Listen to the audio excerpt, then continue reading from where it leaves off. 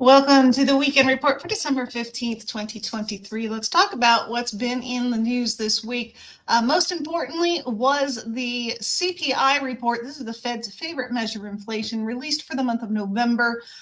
Pretty tame, all things considered. The headline number was only up 0.1% month over month.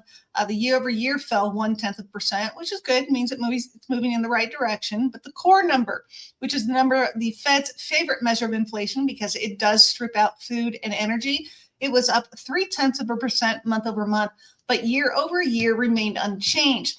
Now, some of the things that impact the CPI number, we've talked about health insurance for a few months now. The fact that the way it was being reported previously made it look like health insurance costs were going down, when in fact they were going up. And you can see now month over month, 1.1% up for November. It was up last month as well. So we've had 2 months of health insurance costs showing going up. Vehicle insurance, again, getting very expensive. We have seen that in the cost up 1%, sorry. And then used cars actually up a little bit, ticked up month over month, 1.6%. Now, one thing that has been heavily influencing the CPI number is the shelter numbers and lodging away specifically. And again, we've had 2 months now where it's been down. It was down 0.9% for the month of November. So this is good. But here is my theory on that. Taylor Swift's concert ended in middle of October. And if you were living under a rock, then you didn't know that pretty much everybody went to her concerts. There was a lot of people traveling. Therefore, that means they had airline costs, they had hotel costs, they had food costs, and then of course they had to buy merchandise. So Taylor Swift, in my opinion, has single-handedly propped up the economy for the majority of this year. And to some extent, I don't want to disrespect Beyonce. She had a big tour as well.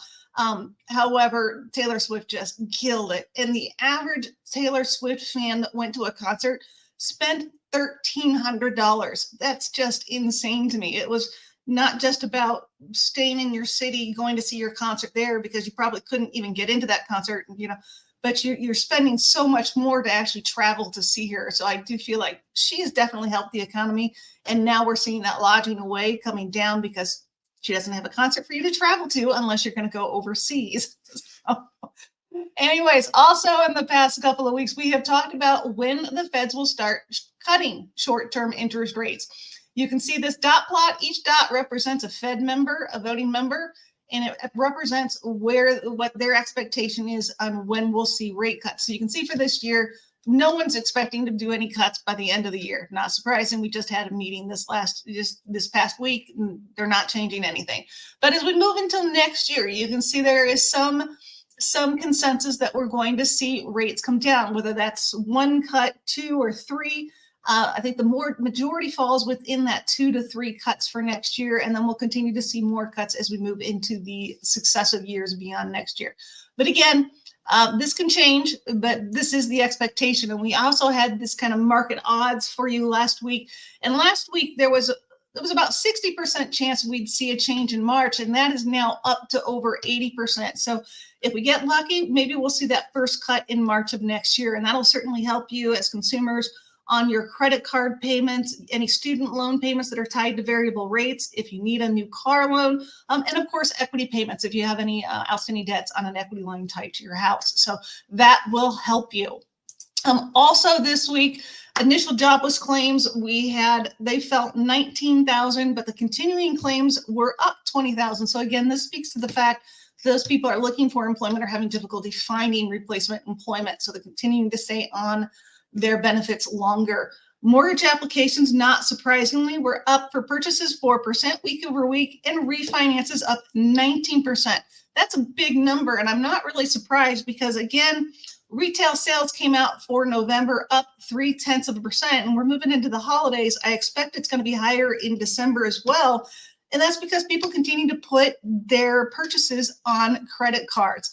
So this speaks to refinances being up as people continue to garner more debt and collect more debt in credit cards, which is really strapping financially probably. They're considering whether that cash out refinance now makes sense and consolidating all that consumer debt. So I'll be curious to see after we get through December what do those refinance applications look like as we move into January after all of December spending is out there? And we see short-term interest rates come down, and probably, as we've seen with the market, we'll probably see long-term interest rates come down. If you see from this chart right here, we continue to see improvements. Now, this whole week has been relatively good for us. We are down today 7 basis points, which isn't necessarily going to change interest rates dramatically. Might lose a little bit of the pricing gains we had between the earlier this week, but nonetheless not dramatic at this point.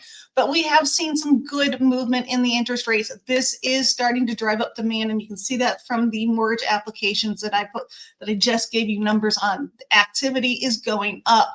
So if you are interested in purchasing, I do encourage you to get out there, get in there now, because as interest rates start to come down and that interest reinvigorates clients to get back into the market, there will be more competition for you. And I would hate to see your ability to get any seller concessions that might help you with the buy down program, or having just to compete with people that are willing to offer over list or do waive inspection issues. It just becomes a more competitive market. It's happened before. It's obviously possible it'll happen again, especially with the inventory remaining tight, and will remain to be tight probably for quite some time. If you have any questions, please reach out to me. I do appreciate when you do like my videos. Otherwise, have a great weekend. I hope you got all your Christmas shopping done. You've got just 10 days left. Otherwise, have a great day. See you next week.